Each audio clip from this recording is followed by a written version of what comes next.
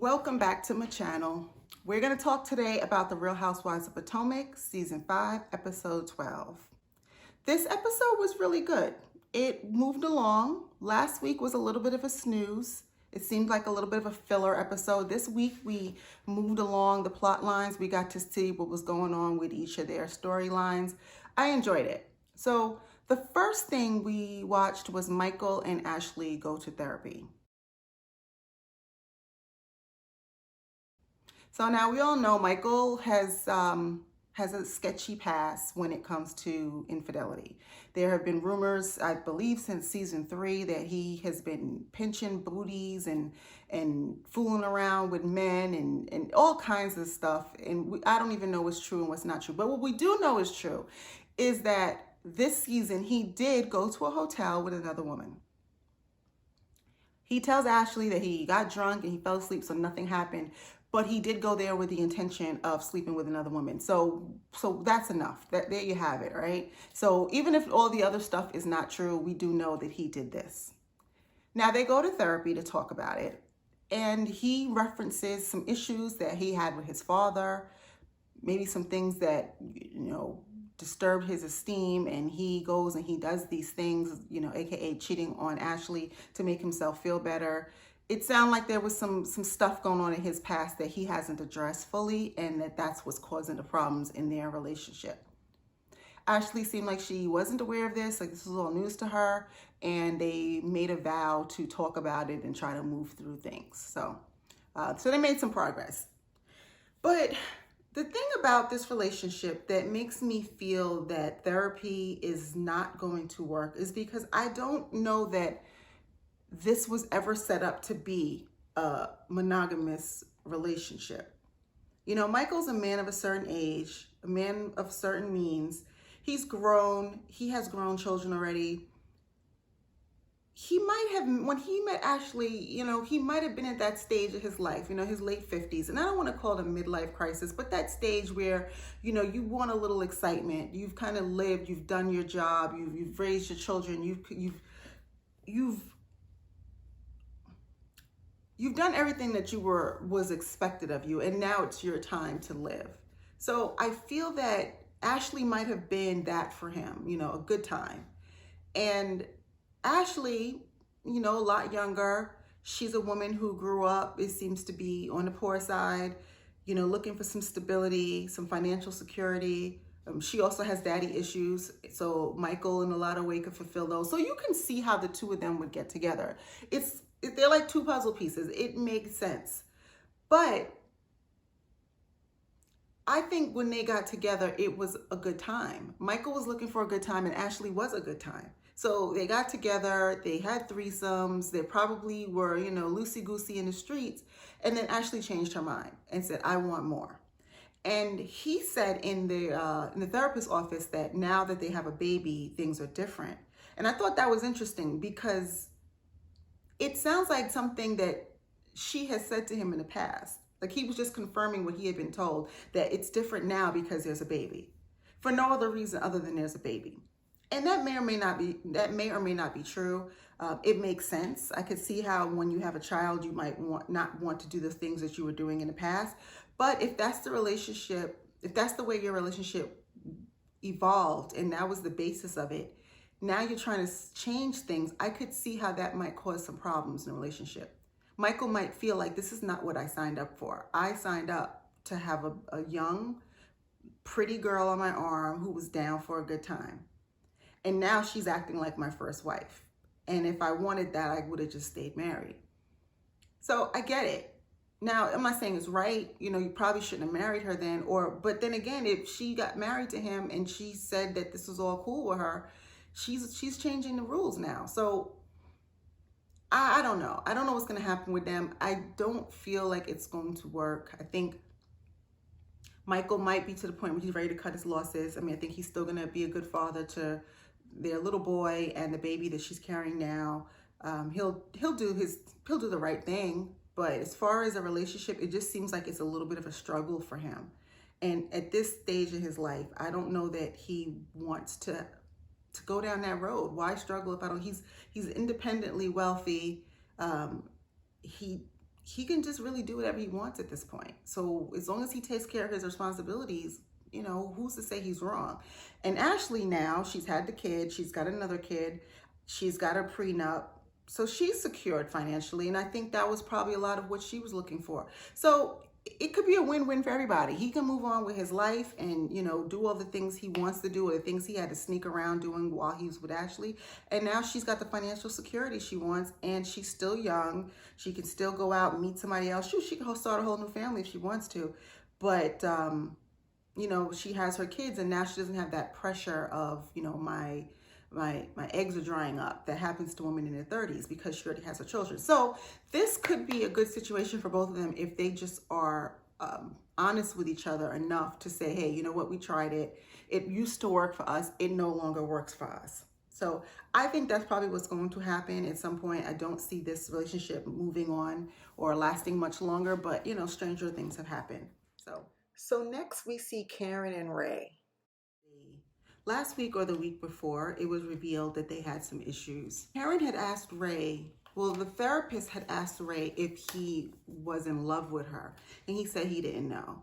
And you could tell it really hurt her feelings, and of course, it would hurt anybody's feelings. Even though the question was asked, I think she assumed that the answer would be yes, and he was just really honest and said that he wasn't sure.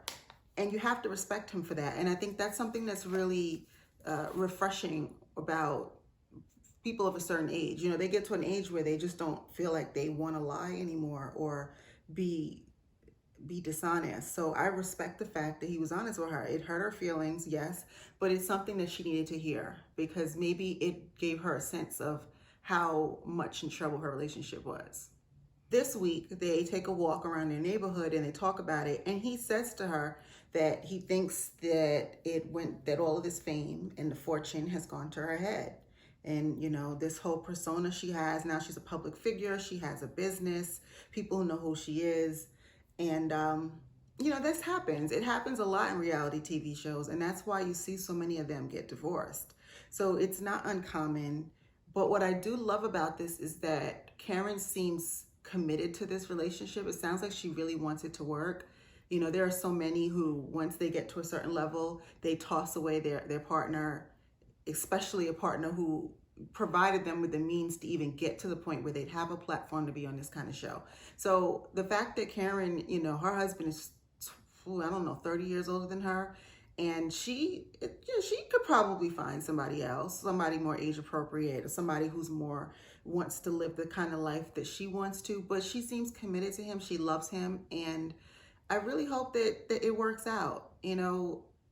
She said she changed as a person, like we talked about with Ashley and Michael. People do change. And I think it's unrealistic to think that a couple would be together for 20, 30 years and they would be exactly the same people they were when they got married. That's just not real. But like Ray said, the goal is that you would change together and change and move in the same direction. So I thought it was refreshing. It was nice to see Karen put that out there and be so honest.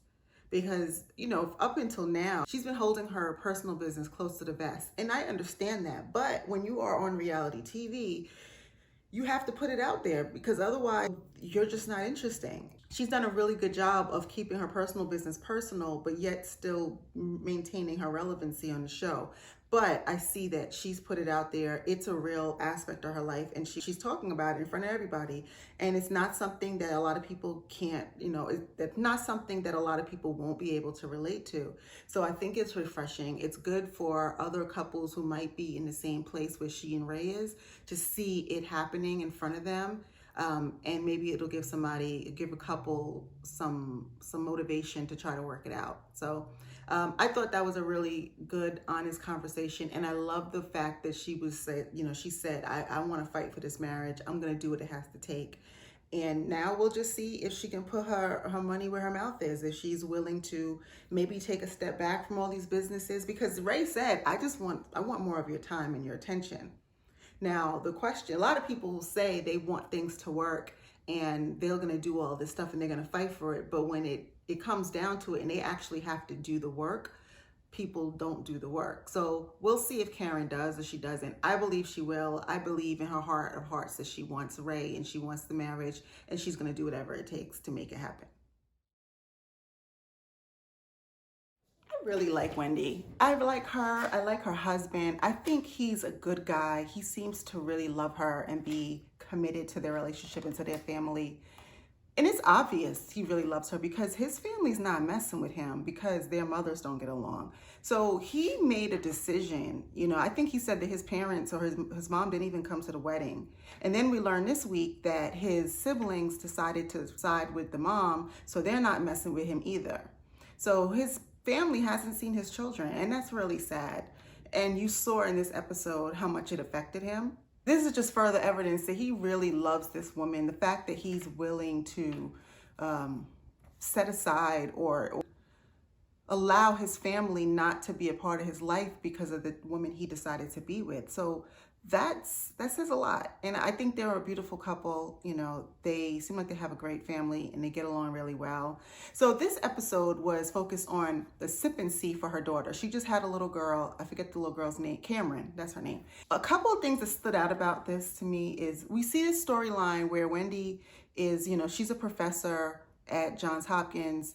She's a political commentator. You know, she's very accomplished, right? So she says that she's not sure she wants to be a professor anymore, but she's afraid to say anything because her mother groomed her and her sister so much to be successful. Her sister is a doctor, she's a PhD, and so this seems to mean the world to their mother. And, you know, Wendy's a woman of a certain age. I'm assuming she's probably in her late 30s. And for her to still feel fearful to say something to her mother just goes to show you how much of how powerful of an influence her mother has on her. But I know that that's not uncommon in many African cultures, many West Indian cultures. You know, it seems to be something that happens in a lot of cultures outside of American cultures, where, you know, people really revere their parents and they live their lives to make them happy.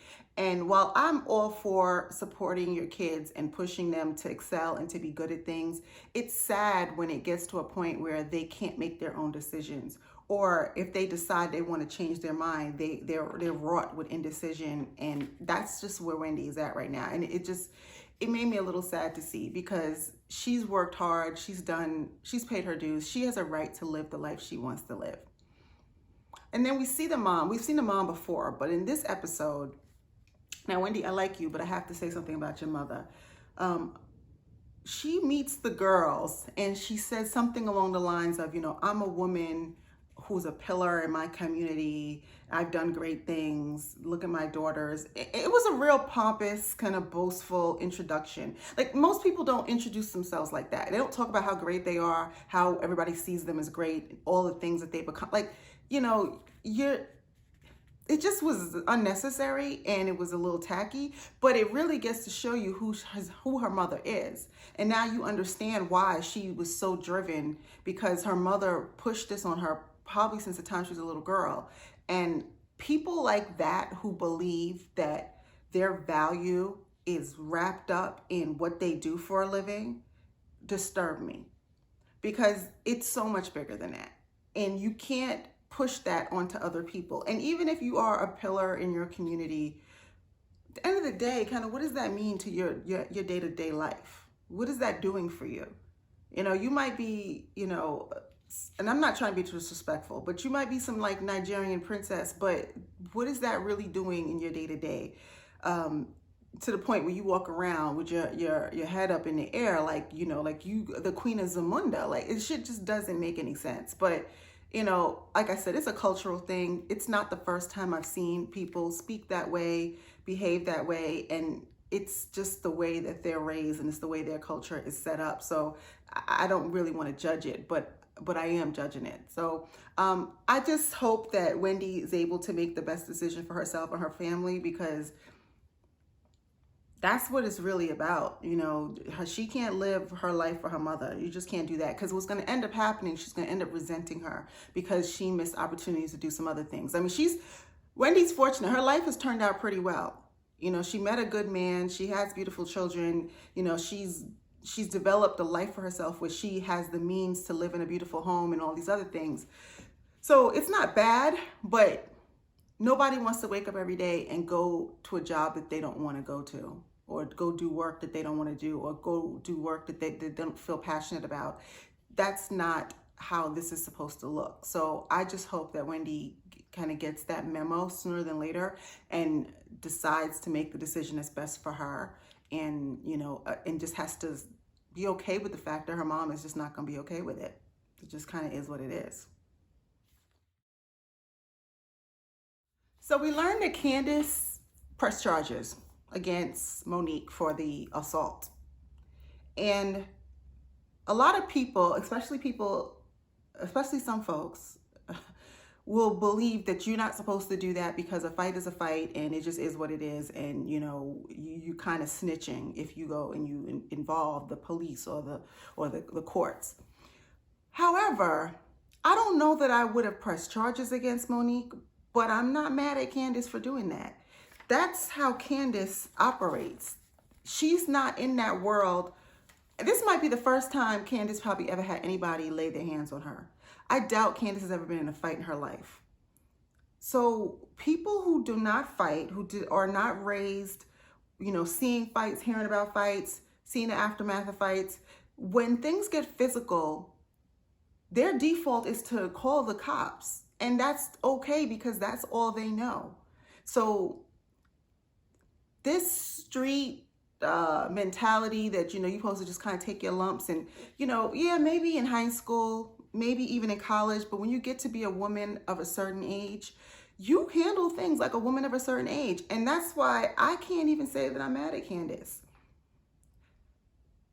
I do appreciate how supportive her mom is being, because we've seen that her mom and her have been bumping heads since they've been on the show. So for once, it was nice to hear her mother say she loves her, she's supporting her, she's here for her. So, I mean, there's an upside to everything. So I'm happy to see her and her mom getting along. So let's move into this event. So at Wendy's Sip and See, all the ladies were there except for Monique, of course. Giselle's messy ass sits down and this is becoming a thing where Giselle does this every week or every episode. As soon as there's something to be talked about, she says, well, my phone's been blowing up. People have been calling me. It's almost as if that's her script and she is designated to be the one to bring up the elephant in the room every time. And it's getting so tired. Like, it's just really a one-trick pony thing with her. So anyway, she is the one to say, well, I heard that, you press charges and blah, blah, blah, whatever. So she brings it up at the table. So at the table, we have Giselle, Robin, Candaice, her husband, Chris, Candaice's mother, Ashley, and Karen. So, the entire cast, if you will. And, she starts on and about, oh, you press charges. And so, Candaice says, yeah, that's what I did. And then Robin and Giselle start asking if this means that she's going to go to jail. Like, is that what's going to be next? And I really respect Candaice's answer. She said, the courts are going to handle it the way the courts handle these kind of things. I cannot press charges against somebody and then dictate to the court how they're supposed to handle that. There are penalties and there are consequences to the behavior. And once you sign those papers and you file a summons or whatever, that it's kind of out of your hands, as it should be. So for them to turn around and put it onto Candaice as if, well, you don't want her to go to jail, that's a bit much. It just wasn't appropriate. It wasn't fair. And it's kind of ignorant because she can't control the process once she's filed papers.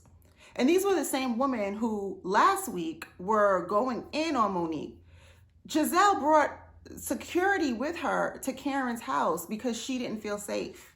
She left early. She don't want nothing to do with her. All these other, you went hard on Monique. And I'm not saying Monique didn't deserve it, but don't go hard on this woman talking all these things about her. And then when somebody presses charges against her, you sit here and say, oh, that's a bit much. We don't want to see her to go. It doesn't matter what you and Robin want to see.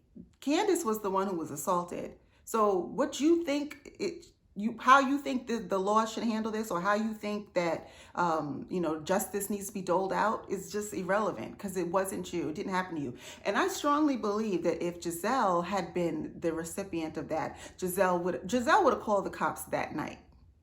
You can't tell me she wouldn't have. So, again, that was just Giselle and Robin being messy, doing what they do.